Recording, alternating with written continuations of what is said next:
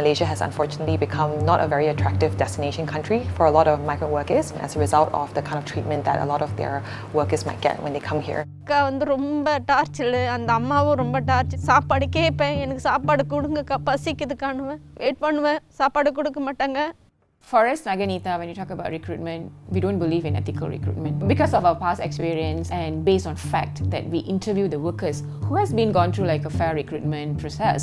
Of course, there's no one perfect placement, but what we do know for sure here at Pinkcollar is that for every single worker that we bring in, that we're also able to guarantee that they would be safe here.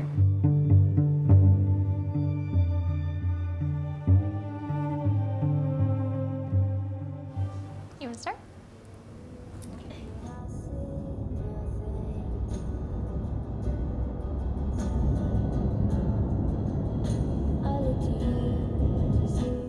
So we're here to pick up our first 2 Indonesian workers at the airport.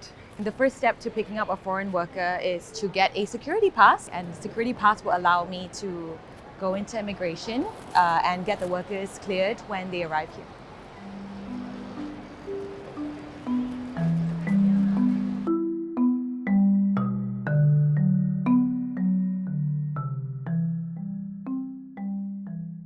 Saya dari Jakarta, ini kali pertama saya, first time saya bekerja di negara asing. Perasaan saya waktu kesini, aku kira ya jadi nggak bingung sih. Aku senang, happy. Saya senang sih bisa langsung ketemu majikan. Saya kira nanti ada proses selanjutnya lagi dan ternyata langsung ketemu majikan.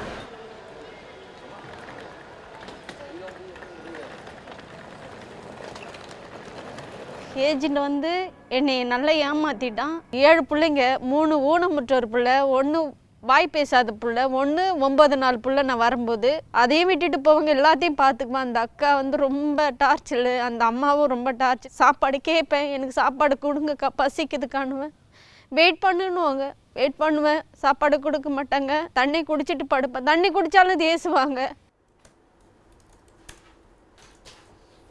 We handle about 300 to 400 cases every year. 60% of the cases represent the domestic workers and 70 to 80% are trafficked.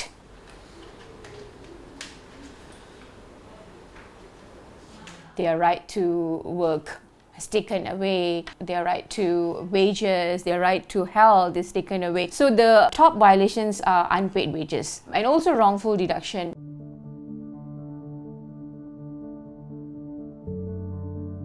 There are many cases of human trafficking. The domestic worker were brought in by the illegal agent. Agency with license, I would say that 99.99% are not involved with human trafficking because they have to place a deposit with the government. The deposit is to regulate agencies to comply with the laws.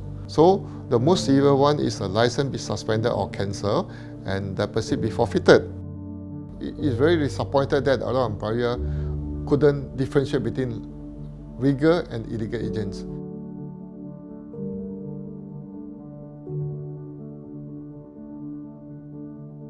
For us, Naganita, when you talk about recruitment, we don't believe in ethical recruitment. Because of our past experience, in most situations, the agents use middle person to get them because they can't go to the village.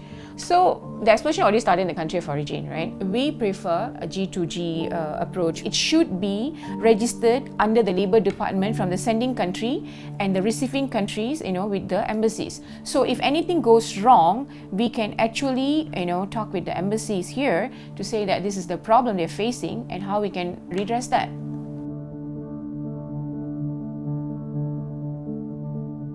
In recent amendments where the Employment Act has been amended, of course, after much pressure from civil societies, the terminology of domestic helper changed to domestic employees, but still there are hiccups there. Domestic worker working in a house, it's a very private premises, right?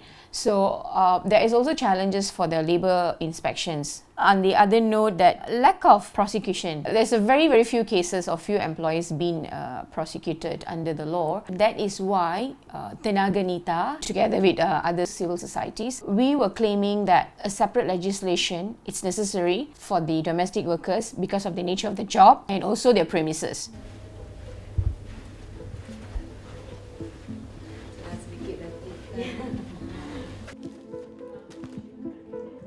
one of the things that Pinkcollar focuses a lot on is vetting and screening of candidates. We ensure that all of our candidates are debt-free and they don't face any salary deductions. We also do vet and screen clients to ensure that clients are open and aligned with our ethical hiring process. So all of our employers actually sign what we call an ethical hiring pledge with us, in which they agree to comply with the Philippines and the Malaysian government's work terms, such as ensuring that the worker has provision to her passport, to her mobile phone, is not restricted from leaving the home on her off days. We provide employers and workers the opportunity to interview one another online. We always tell workers that they have the choice to decide to accept or decline a job offer. There are lots of agencies that offer services, and lots of them have very dubious ways of getting helpers, which is quite frightening to us. So when we met Pinkcollar, we felt that they had a very ethically based way of hiring workers, and we like that. I think a lot of people forget that when you recruit somebody, when you have somebody working with you, they have families to pay for, they have lives to live, and they need a future. They're young people, and you can't just treat them badly. And therefore ethical recruitment is very important. Both Sofia and I grew up with live-in domestic workers in our household, playing very supportive roles to our development as well as to our parents. And so it was natural to develop empathy for these women, migrant women who raised us. My bibi, who is from Indonesia, she's been with my family for almost 20 years, since my youngest sister was actually born. And she has her own children, her own grandchildren even. A few weeks ago, she shared photos of a house that she had built over the years, and it's a beautiful, gorgeous house. She said, please come visit me, stay with me, I'll cook all your favorite food. This is an example of a migrant domestic worker who has worked abroad successfully, been able to manage her money, wasn't trafficked, has now reached her goals. Safe and legal migration is our mission, but our vision is that all migrant workers have the ability to break out of a huge cycle of poverty and social inequality.